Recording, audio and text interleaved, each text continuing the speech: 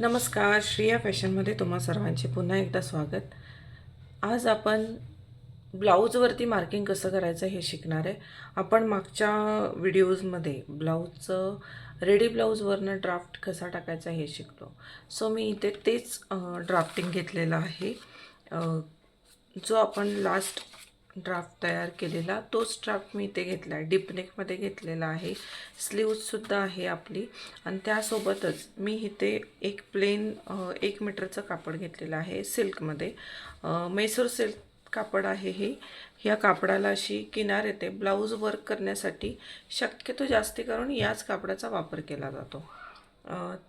Plain कापडामध्ये म्हणजे बरेच जण साडीवरती कॉन्ट्रास्ट कलरमध्ये ब्लाऊज पीस घेतात आणि त्याच्यावरती वर्क करतात, किंवा कॉमन कलरचा एखादा ब्लाऊज पीस घेतला जातो आणि त्याच्यावरती वर्क केलं जातं. सो त्यासाठी असे हे प्लेन कलरचे पीस वापरले जातात आहे. सो त्यामधलंच हे कापड आहे. तर मी आता इथे 1 मीटर कापड घेतलं आहे. 1 मीटर कापडमध्ये आरामात ब्लाऊज तुमचा जो कोपऱ्यापर्यंत स्लीव्ज आहे तो पूर्ण होतो व्यवस्थित. सो इथे मी कापड घेतलेला आहे. मी इथे तुम्हाला ब्लाऊजवरती मार्किंग कशी टाकायची ते शिकवणार आहे. यासाठी वर्क करायला स्टार्ट करायच्या आधी तुम्हाला ब्लाऊजला कॅनव्हास पेपर लावून घ्यायचा आहे. कॅनव्हास पेपर लावून घेतल्यानंतर तुम्हाला ब्लाऊजवरती मार्किंग करायचं आहे. सो आता इथे कसं आहे की तुम्ही हे दोन जे भाग आहेत ते काटाचे भाग आहेत. जर तुम्हाला स्लीव्ज ही काटाच्या साईडला टाकायची असेल तर तुम्ही स्लीव्ज काटाच्या बाजूलाही घेऊ शकता, किंवा या साईडला सुद्धा टाकू शकता, किंवा बॅकचा पोर्शनही त्याच पद्धतीने येतो. नॉर्मली ज्यावेळेला ब्लाऊज आपण कटिंग करायला घेतो त्यावेळेला याच पद्धतीने आपण बंद घडी टाकली जाते. पण आत्ता इथे ज्यावेळेला आपण वर्कसाठी ब्लाऊजचा ड्राफ्ट टाकणार आहे त्यावेळेला तुम्हाला इथे घडी करायची आवश्यकता नाही आहे. कारण डाव्या साईडची बाही डाव्या साईडला आली पाहिजे, उजव्या साईडची बाही उजव्या साईडला आली पाहिजे, अशा पद्धतीने आपण मार्किंग टाकतो. सो सगळ्यात पहिले इथे मी काय करणार आहे तर तुम्हाला बॅकचा जो पार्ट आहे तो पहिला मी ड्राफ्ट मार्किंग करून दाखवणार आहे. याच्यामध्ये आपलं शिलाई मार्जिन ॲड नाही आहे हे मी सांगते. हे जे ड्राफ्टिंग मार्किंग होणार हे विदाऊट शिलाई मार्जिनचं होणार आहे.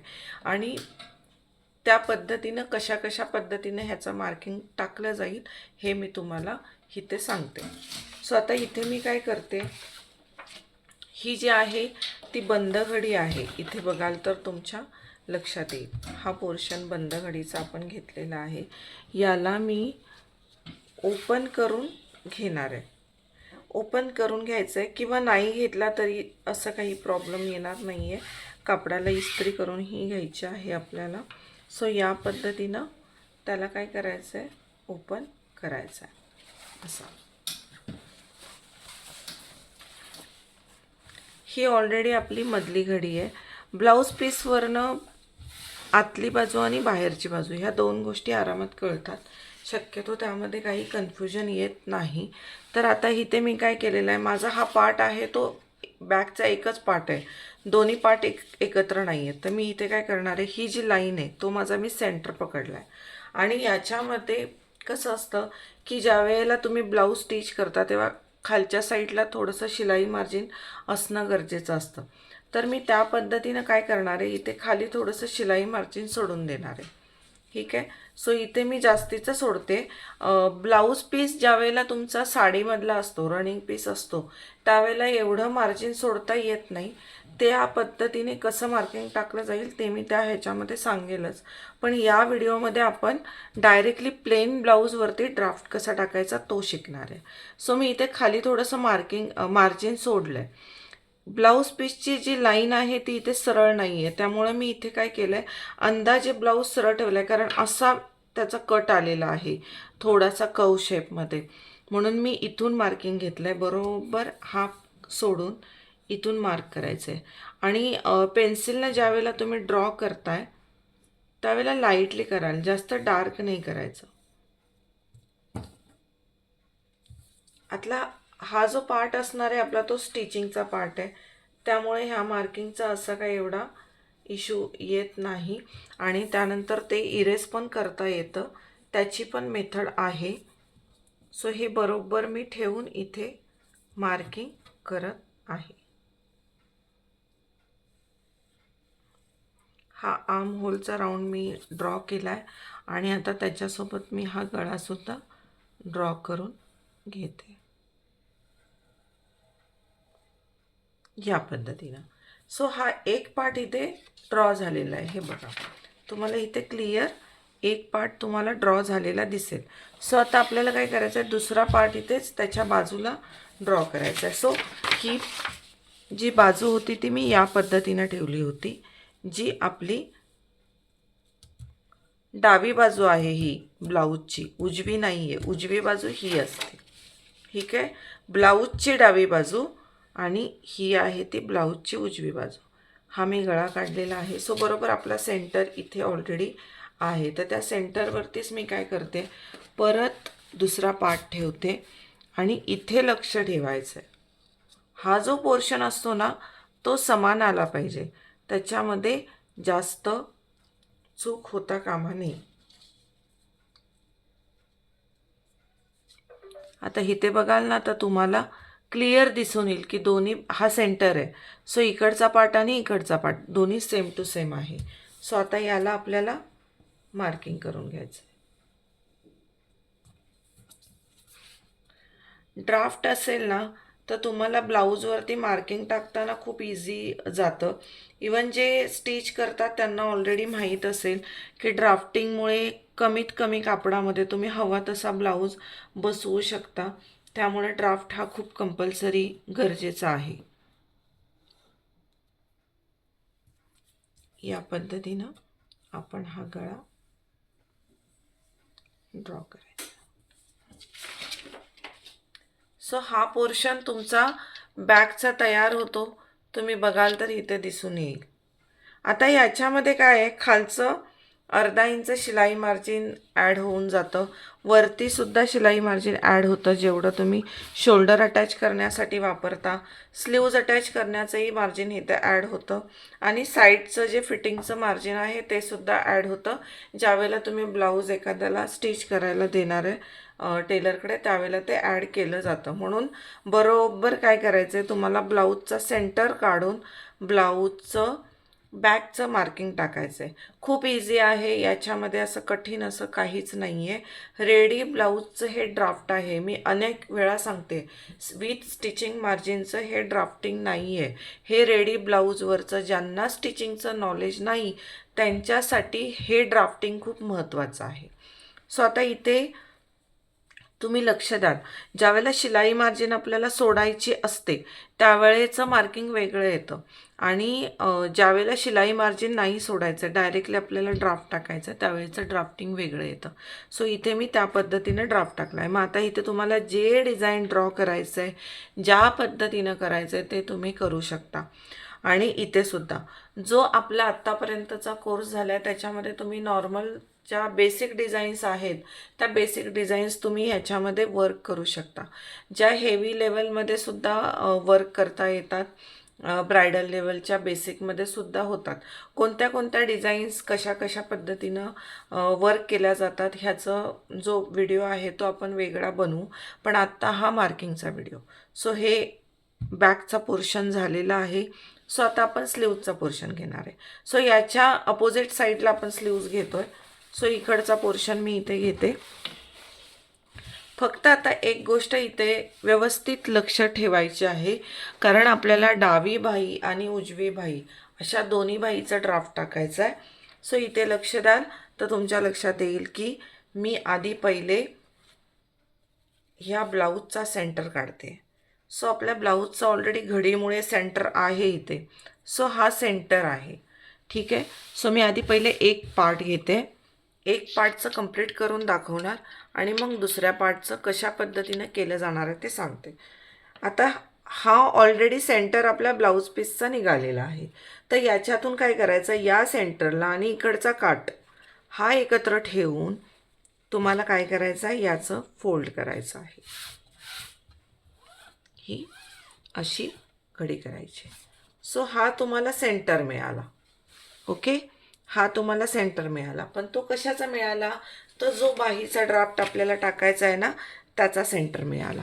सो इथे बरोबर तुम्हाला काय करायचं आहे, बाही ठेवायची आहे तुमची.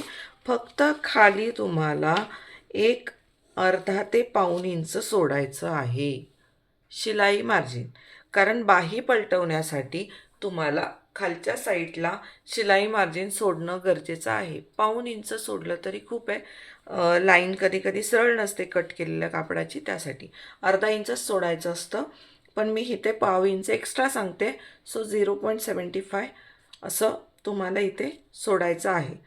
साईडला बघाल तर ऑलरेडी इकडे शिलाई मार्जिन ॲड होऊन जातं, जे आपलं बाहीमध्ये शिलाई मार्जिन असतं ते. सो बरोबर मी इथून आणि इथला हा जो सेंटर आणि हा सेंटर आणि हा सेंटर बरोबर ठेवून बाही ठेवलेली आहे. आणि आता ह्या बाहीला मी काय करणार आहे, ड्रॉ करून घेणार आहे.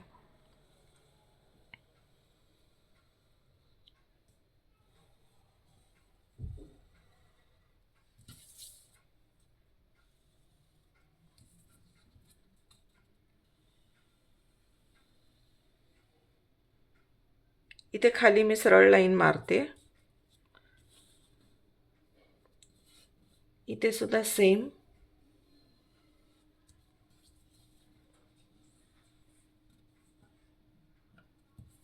आणि हा पार्ट सुद्धा इथे मार्क करायचा, कारण आपल्याला वर्क कुठून करायचं आहे तिथून आपल्याला मार्किंग असणं गरजेचं आहे, या पद्धतीनं. ठीक आहे. त्यानंतर हे जे सेंटरचे पॉईंट आहेत ना, ते सुद्धा मार्क करून घ्यायचे. सो हे आता मार्क झालेलं आहे. ही जी बाही मी टाकली ती उजव्या हाताची बाही आहे. सो आता हे कसं कळलं? सो हा जो मुंडा आहे ना, तो फ्रंट म्हणजे उजव्या बाहीच्या हाताचा आहे. इकडे बॅक आहे आणि इकडे फ्रंटचा आहे. तर आता इथे कसं असतं, डाव्या हाताची बाही आणि उजव्या हाताची बाही ह्या दोन्ही कळल्या पाहिजेत. सो आता तुम्हाला एका बाहीचा मार्किंग कळलेलं आहे.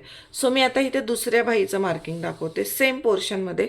सेम जसं आधीचं आपण मार्किंग केलं ना, सेंटर काढला, त्याच पद्धतीने इथे सुद्धा मी सेंटर काढणार आहे. तिकडचा मी अजून काही उचललेला नाही आहे, मी त्याचं दाखवते तुम्हाला. नीट लक्ष द्याल इथे बारीक. याची घडी घातलेली आहे. घडी घातल्यानंतर ऑलरेडी आपला सेंटर इथे आलेला आहे. ओके. हा जो घडी घातलेला सेंटर आहे तो आला आहे. आणि इकडचा जो ड्राफ्ट आहे ना, तो असा पलटवून घ्यायचा आहे इकडे या साईडला, बरोबर सेंटरला. हे बघा.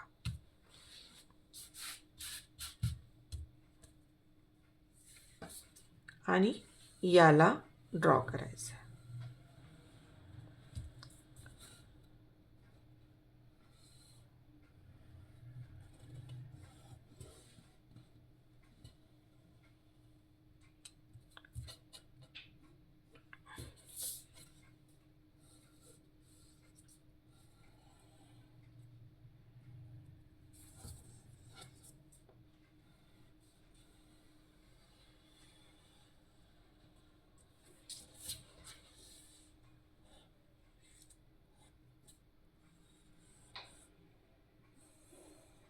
इथे पण सेंटरला मार्किंग करायचे.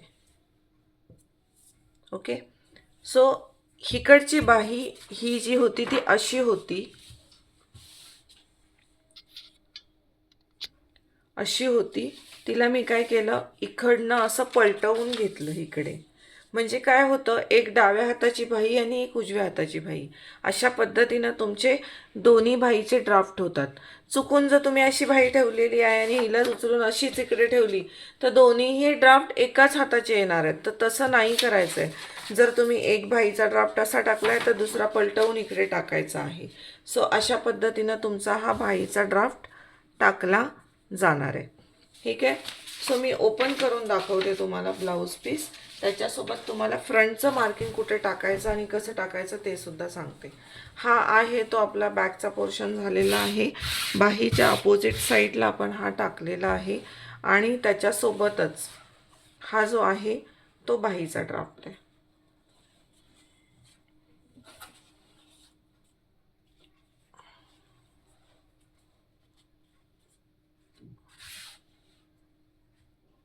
या पद्धतीनं हा तुमचा बॅकचा पार्ट आला. ही एक बाही आली आणि ही एक बाही आली.